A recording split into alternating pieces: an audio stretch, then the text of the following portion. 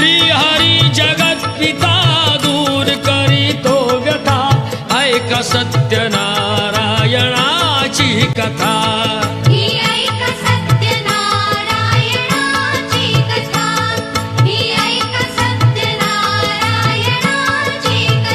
कुलकामुको राजा होता महाथोर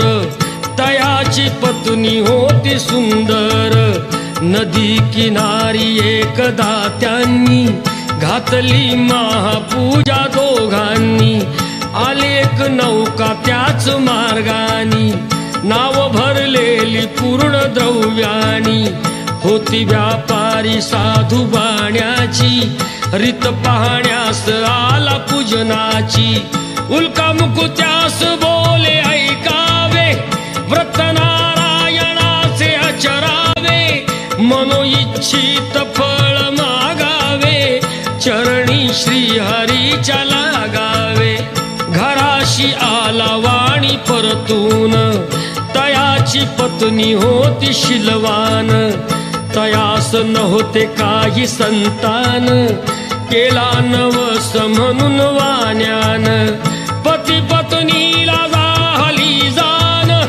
कन्या ही झाली त्यास रूपवान कलावती म्हणून कन्येचे